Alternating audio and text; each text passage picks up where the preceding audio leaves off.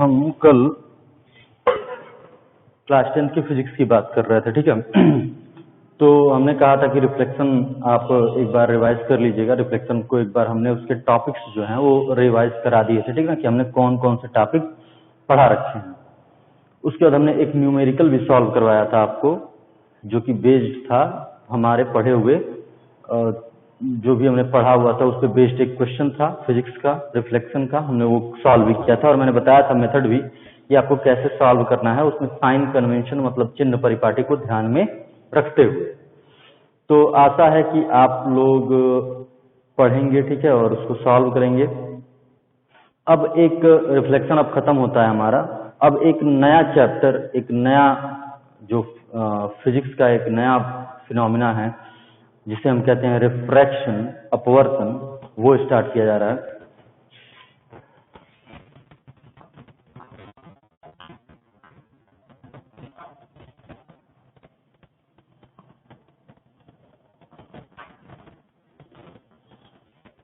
हम बात करेंगे कि रिफ्रैक्शन होता क्या है, अपवर्तन होता क्या है, उसकी परिभाषा हम जान लेंगे कि रिफ्रैक्शन की परिभाषा क्या है, होता कैसे है, ये भी मैं थोड़ा बहुत आपको हिंट कर दूंगा, ठीक है ना, होता कैसे है, या फिर हिंट नहीं करूंगा तो बताऊंगा कि आपको कब पता चलेगा कि रिफ्रैक्शन होता कैसे है।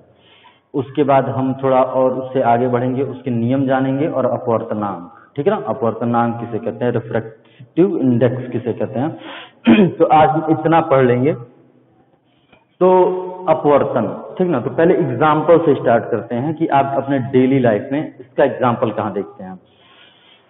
तो कभी आपने अगर पानी से भरी हुई बाल्टी देखी हो, ठीक है, उसमें सिक्का गिरा दीजिए, कॉइन, ठीक है, तो वो सिक्का जो है वो थोड़ा ऊपर दिखेगा आपको, अपने रियल पोजीशन से आपको थोड़ा ऊपर दिखेगा। या फिर बॉटम ऑफ द बाल्टी जो है, बकेट, मतलब जो बाल्टी की पेंदी है, वो भी अगर आप जल से भरी हुई बाल्टी की पेंदी है उसे भी देखें अगर आप, तो वो भी आपको हल्की सी उठी हुई प्रतीत होती है, ठीक है, लगता है कि थोड़ा ऊपर है। और हाथ डाल के अगर देखें तो वो नीचे ही होगा, जहां वो तो होगा अपनी जगह, लेकिन वो हमें उठा हुआ प्रतीत होता है, प्रतीत होता है, ठीक ना, होता नहीं, उठ नहीं जाता है, प्रतीत होता है। ऐसे ही अगर आप पानी से भरे हुए बाल्टी में अगर एक पेंसिल रखें, चाहे रॉड रखें, डालें, तो वो आपको टेढ़ी दिखेगी, ठीक है, आपको क्या होगा, टेढ़ा दिखेगा, वो अपने रियल साइज से छोटा भी दिखेगा। आप पेंसिल को डुबाएंगे अगर, तो अगर उसे देखें तो वो अपने जो जितना डुबाया है आपने उससे छोटा दिखेगा। ऐसी बहुत सी घटनाएं हमारे डेली लाइफ में होती हैं, ठीक ना।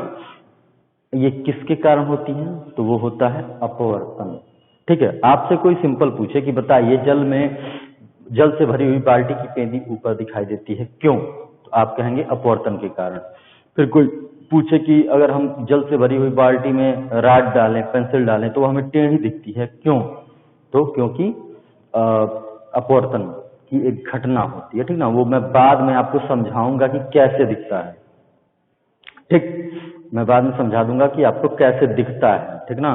फिर आपको बाल्टी से भरी हुई बाल्टी हो, चाहे कोई टैंक हो, पानी का टैंक हो, उसको भी अगर आप देखें भरा हुआ है अगर पानी से, अगर उसको भी देखें तो आपको उसकी जो पेंदी है, जो बॉटम है उसका, वो आपको उठा हुआ दिखेगा, ठीक ना। तो ये सारी घटनाएं किसका एग्जाम्पल है, अपवर्तन, रिफ्रैक्शन का। अपवर्तन के कारण ये सभी घटनाएं होती हैं।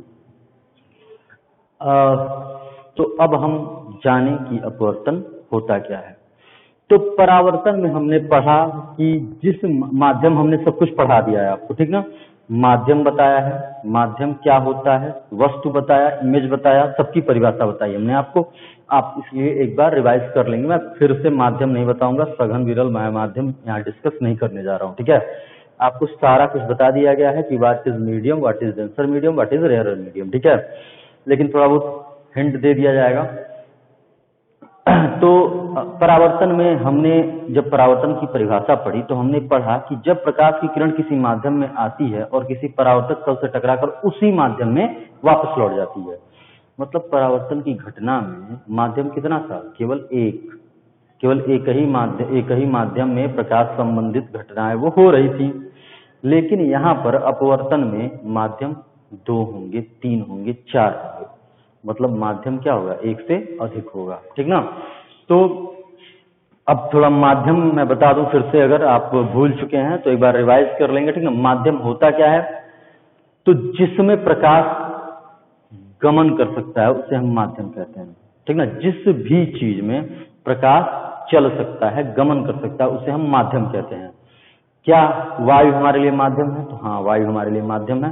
क्या निर्वात हमारे लिए माध्यम है, तो हाँ निर्वात भी हमारे लिए माध्यम है। क्या कांच, एक ट्रांसपेरेंट कांच हमारे लिए माध्यम है, हाँ उसमें भी प्रकाश किरण चलेगी। क्या पानी हमारे लिए माध्यम है, बिल्कुल है, उसमें भी प्रकाश चलता है। क्या ऑयल माध्यम है, तेल, तो हाँ उसमें भी प्रकाश चलता है, हल्का चलता है, मतलब इंटेंसिटी उसकी कम होती है लेकिन चलता है, ठीक ना, तो वो भी हमारे लिए माध्यम है। मतलब जिस भी चीज में प्रकाश गमन करता है वो माध्यम है, मीडियम, ठीक ना। तो माध्यम की कोई परिभाषा पूछे तो फॉर लाइट, फॉर ऑप्टिक्स, जिसमें भी प्रकाश गमन कर सकता है वो माध्यम है। माध्यम के दो प्रकार होते हैं, एक सघन डेंसर और एक रेयरर।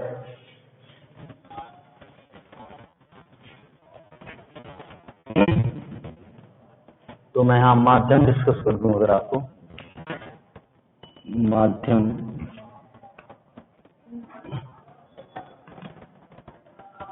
मीडियम, ठीक है, तो जिसमें भी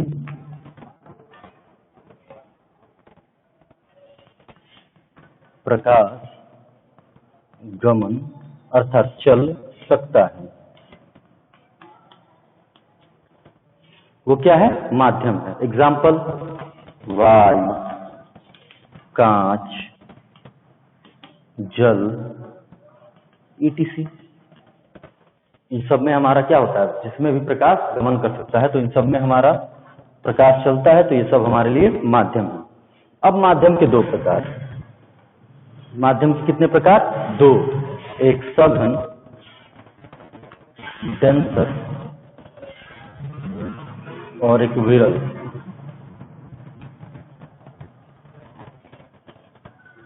रेयरर, एक डेंसर मीडियम और एक रेयरर मीडियम। ये क्या होते हैं, तो जिस माध्यम में प्रकाश की किरण अपेक्षाकृत धीरे चलती है उसे हम सघन माध्यम कहते हैं। इसमें प्रकाश की किरण क्या होगी, धीरे चलेगी। जिस माध्यम में प्रकाश की किरणें धीरे गमन करती हैं उसे हम सघन माध्यम कहते हैं, और जिस माध्यम में प्रकाश की किरणें अपेक्षाकृत तेजी से गमन करती हैं उसे हम विरल माध्यम कहते हैं। समझिएगा, जैसे एक क्लासरूम,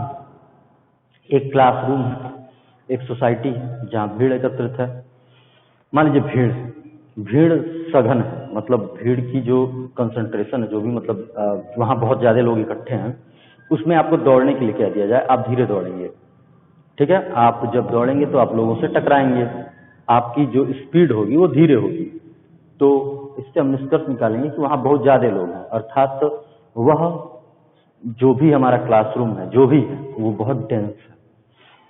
सीधे बात, यहाँ भी मीडियम के सापेक्ष में, मीडियम के परिप्रेक्ष्य में भी यही बात है कि अगर मीडियम माध्यम सघन है तो वहाँ ज्यादा कण होंगे, ठीक ना, तो वहाँ प्रकाश क्या होगा, धीरे चलेगा, समझने वाली बात है। और विरल मतलब दूर दूर है, क्लासरूम है जहाँ पर लोग दूर दूर बैठे हुए हैं, उसमें आपको दौड़ने के लिए कह दिया जाए, आप अपेक्षाकृत तेजी से दौड़ेंगे, तो विरल माध्यम वहाँ वो होगा जहाँ पर प्रकाश की किरणें तेजी से चलेंगी, क्योंकि वहाँ कण क्या होंगे, दूर दूर होंगे। तो ये होता है माध्यम, ठीक ना। माध्यम, सघन माध्यम, विरल माध्यम। अपवर्तन पढ़ने से पहले हमें माध्यम, सघन और विरल के बारे में अच्छे से जानकारी होनी चाहिए। अब मान लीजिए ठोस है, आपने पदार्थ के 3 रूप पढ़े होंगे, ठोस, द्रव और गैस। तो अगर इनमें देखा जाए कौन सघन है कौन विरल है, तो सबसे ज्यादा कण किसमें दूर दूर होते हैं, गैस में, तो ये विरल है। और इससे सघन कौन होगा, द्रव, और सबसे सघन कौन होगा, ठोस। अगर ठोस और द्रव दिया है तो इसमें सघन कौन होगा, ठोस, विरल होगा द्रव। अगर द्रव और गैस दिया है तो इसमें द्रव होगा सघन, गैस होगा विरल। अगर ठोस और गैस दिया है तो सीधी बात, गैस होगा विरल, ठोस होगा सघन, ठीक। तो आपको ये बातें समझ में आ चुकी होंगी, ठीक ना। तो ये होता है माध्यम, सघन माध्यम, विरल माध्यम और आपको एज एग्जाम्पल और आपने हमें तुलना करके बता दी कि अगर आपके पास दिए गए हों माध्यम तो आप कौन सा माध्यम सघन लिखेंगे और कौन सा विरल।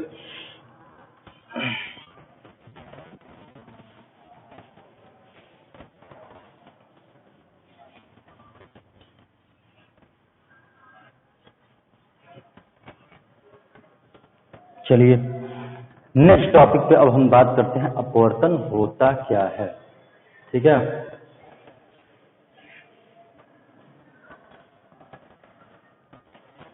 ये एक हमारा है अपवर्तक तल। ठीक है, मतलब ये एक ऐसा तल है जो दो माध्यमों को एक दूसरे से अलग कर रहा है, विभाजित कर रहा है। ठीक ना, मान लीजिए ये है वाई, मान लीजिए ये सॉरी वाई नहीं हम मीडियम कहते हैं, मान लीजिए ये है मीडियम 1 और ये है माध्यम 2। अभी हम वायु और ठोस की बात नहीं करेंगे। ठीक ना, ये है माध्यम 1, ये है माध्यम 2। मान लीजिए कोई प्रकाश की किरण आई,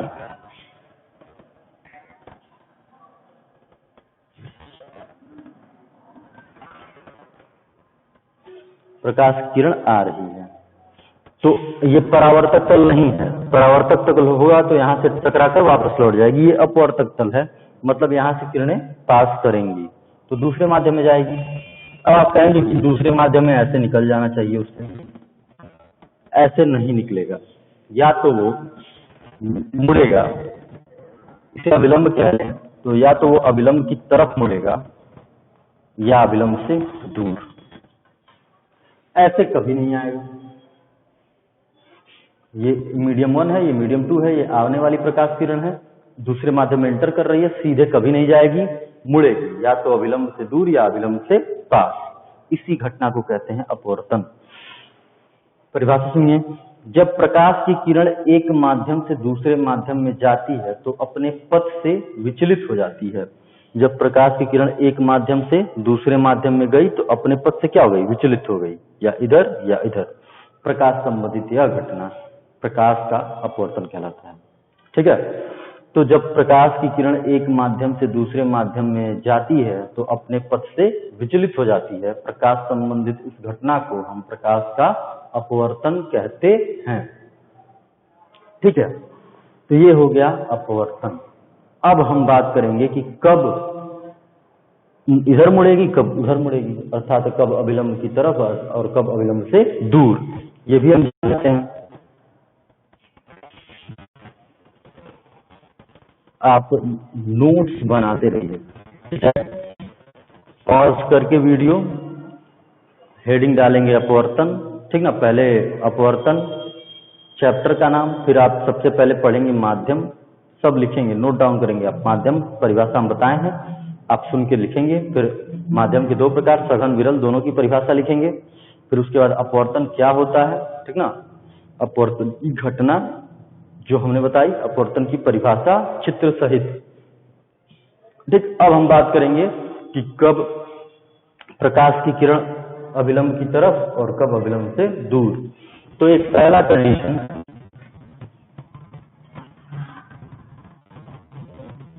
मान लीजिए ये विरल माध्यम है और ये सघन। तो प्रकाश की किरण आई,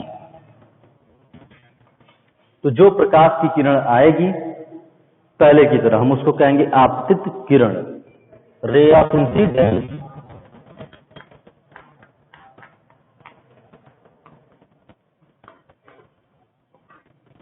ये बिंदु है, जिस पर अपवर्तक तल के जिस बिंदु पर टकराएगी उसे हम क्या कहेंगे, आपतन बिंदु।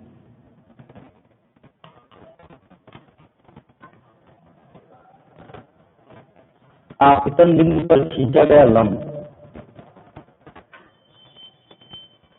क्या कहलाएगा, अभिलंब, नॉर्मल। ठीक है, तो ये परावर्तन तो है नहीं, अपवर्तन है, तो ये जो भी किरण है दूसरे माध्यम में जाएगी। तो ले चलते हैं, अगर पहला माध्यम विरल और दूसरा माध्यम सघन, अगर पहला माध्यम विरल और दूसरा माध्यम सघन है तो प्रकाश को जाना चाहिए ऐसे सीधे, लेकिन जाएगा नहीं, क्योंकि हम बात कर चुके हैं अपवर्तन घटना में प्रकाश सीधे नहीं जाएगी, विचलित होगी, तो ये अभिलंब की तरफ विचलित हो जाती है। तो जब प्रकाश की किरण विरल माध्यम से सघन माध्यम में आती है तो अभिलंब की तरफ विचलित हो जाती है। बात समझ में आई? तो ये अपवर्तित हो रही है, तो इसको हम कहेंगे अपवर्तित किरण।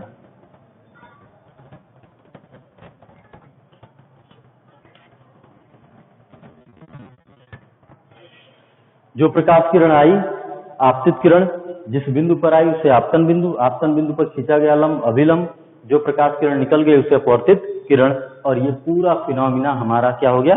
अपवर्तन। ठीक, ये तो रहा जब पहला माध्यम विरल और दूसरा माध्यम सघन हो, अर्थात प्रकाश की किरण विरल माध्यम से कहाँ जाए? सघन माध्यम में। अब एक दूसरा बात कर लेते हैं, जब प्रकाश की किरण विरल माध्यम से सघन माध्यम में जाए तो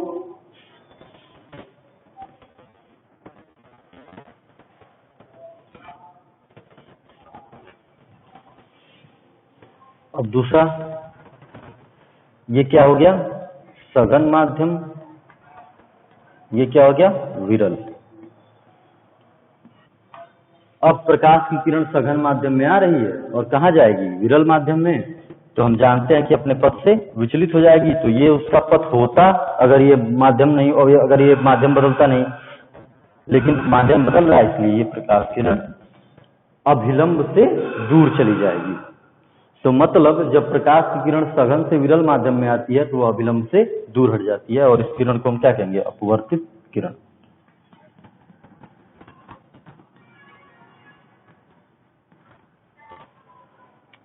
तो ये हो गया आपका, आप अब जान गए कि कब प्रकाश किरण अभिलंब की तरफ जाएगी, कब अभिलंब से दूर। जब प्रकाश किरण विरल से सघन में आएगा तो अभिलंब की तरफ आएगा, जब प्रकाश किरण सघन से विरल में जाएगा तो अभिलंब से दूर होगा। ठीक है, तो ये पूरी घटना हो जाती है अपवर्तन की। ठीक, अब इसके बाद हमें पढ़ना है, फिर से एक बार रिवाइज करा दूं अगर मैं, तो अपवर्तन किसे कहते हैं? तो जब प्रकाश की किरण एक माध्यम से दूसरे माध्यम में जाती है तो अपने पथ से विचलित हो जाती है, प्रकाश संबंधी यह घटना प्रकाश का अपवर्तन कहलाती है, अपवर्तन कहलाता है। ठीक ना?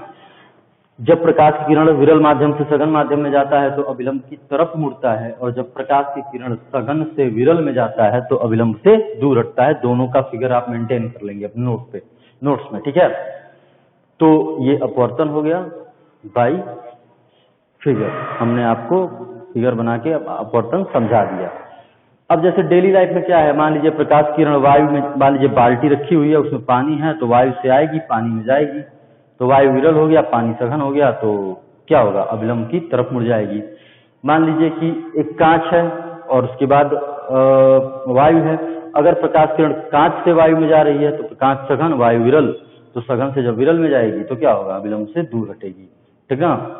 यही अभिलंब की तरफ आना, अभिलंब से दूर जाना ही जो है तली के उठने के लिए रिस्पॉन्सिबल होता है, सिक्के के उठने के लिए रिस्पॉन्सिबल होता है, टेढ़े होने के लिए रिस्पॉन्सिबल होता है, सब आपको बताया जाएगा। ठीक है, तो एक आपको हम दिखा देते हैं कि कैसे पानी से भरी हुई बाल्टी की जो पेंदी है वो उठी हुई प्रतीत होती है। ठीक ना?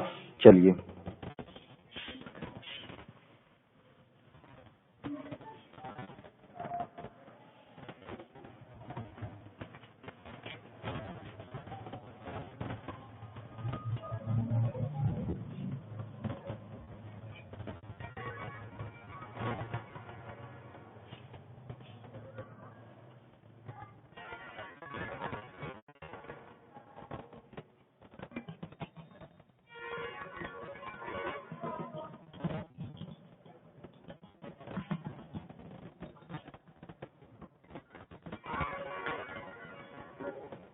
मान लीजिए पानी से भरा हुआ बाल्टी है, टैंक है, कुछ भी है, ये उसकी पेंदी है, ये हमारा नेत्र है। ये पेंदी कब दिखेगा? जब इस पेंदी से प्रकाश किरण हमारे नेत्र पर पहुंचेगा। तो देखते हैं कैसे पहुंचता है। मान लीजिए कि ये अभिलंब है भाई, यहाँ पर वायु है और यहाँ पर क्या है? पानी है। तो चलिए देखते हैं, पहले अभिलंब खींच लेते हैं। ठीक है, मान लीजिए कि एक किरण यहां से आई,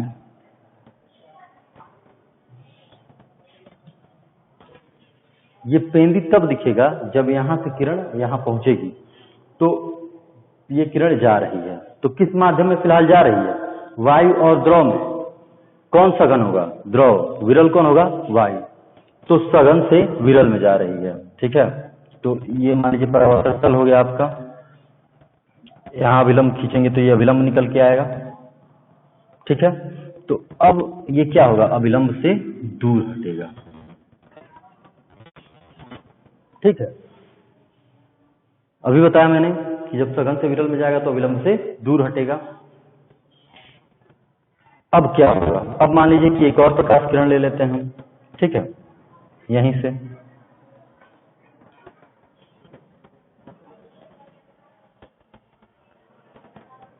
एक दूसरी प्रकाश किरण यहां से जा रही, फिर यहाँ विलंब खींचना पड़ेगा, ठीक है। ये जाना तो ऐसे चाहिए, जाएगा नहीं, सघन से विरल में जा रहा है तो अभिलंब से दूर जाएगा, ठीक है। अभिलंब से क्या होगा? दूर जाएगा। ये हमारा मानव नेत्र मान लीजिए। अब मैंने आपको परावर्तन में बताया था कि इमेज तब बनेगा जब दो परावर्तित या दो अपवर्तित किरण एक दूसरे को काटें। तो ये तो हमारा पड़ गया आंख में, अब इसे पीछे बढ़ाएंगे और ये जहां एक दूसरे को काटेंगे वहीं इस तली का प्रतिबिंब दिखाई देगा। तो पीछे बढ़ाइए,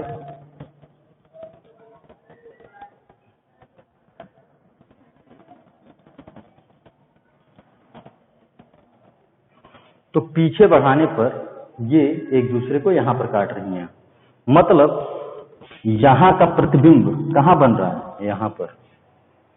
मतलब अब इस तली पर जितने भी बिंदु हैं उन सबका प्रतिबिंब यहां बनेगा, ठीक, एक एक करके। मैंने बस इस बिंदु का दिखाया, तो ये तली हमें ऊपर दिखेगी। समझ में आया कि दिखा कैसे? अपवर्तन की घटना के कारण ये तली ऊपर दिखाई दे रही है। समझ में आ रहा है? देख लो, फिर से समझ लो। ये एक बिंदु है, तली का हमने एक बिंदु लिया, यहां से एक प्रकाश की किरण ली, ठीक, और यहाँ ये मान लिया कि अपवर्तक, ये यहाँ अपवर्तक तल है, वायु और जल के ठीक बीच में होगा। यहाँ प्रकाश किरण आई, ये अपवर्तक तल, यहाँ पर अभिलंब खींचेंगे जानने के लिए किधर जाएगा, तो दूर जाएगा। इसको जाना तो ऐसे चाहिए था, लेकिन अपवर्तन की घटना होगी और ये अभिलंब से दूर जाएगा। क्यों? क्योंकि ये सघन है और ये विरल है, ठीक। एक और ले लेते हैं किरण यहाँ से, तो ठीक इसके साथ यही घटना इसके साथ होगी, ये भी सघन से विरल में जा रहा है तो अभिलंब से दूर जाएगा। दूर कहा जाएगा? हमारी आंखों पर आएगा। अब इसका प्रतिबिंब कब बनेगा? जब ये एक दूसरे को काटेंगे। काटेंगी कब? जब इन्हें पीछे बढ़ाएंगे, और पीछे बढ़ाने पर यहाँ मिल रही हैं, तो इसका प्रतिबिंब यहाँ बनेगा। अर्थात इस बिंदु पर जितने भी, इस तल में जितने भी बिंदु हैं उन सबका प्रतिबिंब ऊपर बनेगा, और इस प्रकार हमें ये तली उठी हुई प्रतीत होगी। अब बाकी कल देखेंगे, ठीक है। ऐसे एक पेंसिल मुड़ी हुई प्रतीत होती है, ठीक है। तो एक एक करके समझाया जाएगा, ठीक है। आज ये समझिए कि कैसे एक तली ऊपर उठी हुई प्रतीत होती है, तो इसे भी आप नोट कर लेंगे, ठीक है। फिगर में अपनी भाषा में कुछ लिख भी लेंगे कि कैसे एक तली ऊपर उठी हुई प्रतीत होती है, ठीक ना।